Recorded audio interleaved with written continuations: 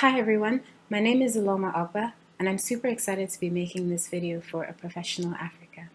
I currently work as a gender and financial inclusion specialist for a development consulting firm based in Washington, D.C. But prior to that, I worked for the United Nations Capital Development Fund for over 3 years in Zambia and in Rwanda, first as a project manager and later as a program coordinator. So these were both program management roles.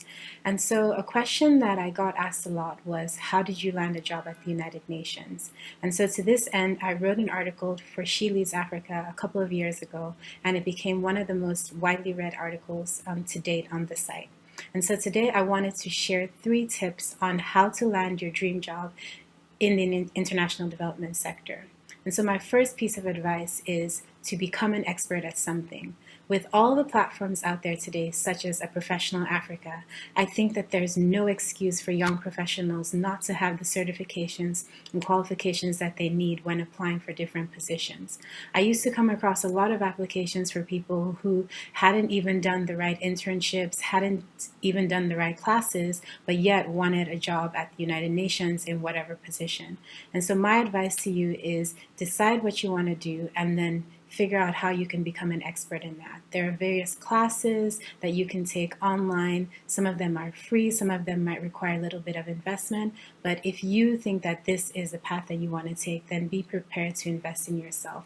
I myself, as a professional, have a learning budget. So every year I decide what I want to learn, how much I'm willing to spend, and how much time I'm willing to commit. And once I set that goal, I go ahead so that at the end of the year, I know that I always have a new certification or a new skill that I've learned and become more proficient in. And my second piece of advice is to be bold and daring. I meet a lot of people who want to rise to the next level in their career, either break into a sector where they feel that they don't have a lot of experience, but yet they're too timid and shy about it, thinking that the opportunities are just going to fall into their laps.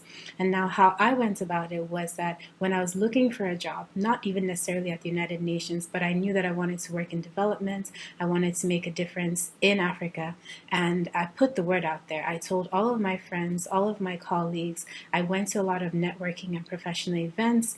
And even though by nature I'm not the most outgoing, I would make myself go and I would have 3 questions that I wanted to ask everyone that I met.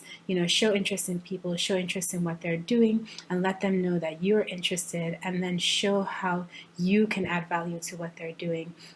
So I handed my CV to so many people. I gave out my business cards. I revamped my LinkedIn profile and made it clear that I was applying for positions. I made sure that my qualifications were clear. I slid into the DMs of recruiters. I friended different professionals on LinkedIn, and I would send them a note and say, hi, I'm Uloma. I'm really interested in the work that you're doing. Would you have time to answer a few questions or meet with me over coffee? Different things like that. So I would say figure out a way to leverage your professional networks, and figure out how you can make the best of those. But opportunities don't come to those who sit around. You have to go out and look for them. And lastly, I would say cultivate an international outlook. I can't tell you how many times I am approached by different, students, graduates, and young professionals saying, oh, I want to work for the United Nations, or I want to work for an international development organization. Yet some of these people don't even take the time to read the news or figure out what's going on in their country. What are the key issues that your country is facing that you would like to solve? What do you know about these organizations that you're trying to apply to?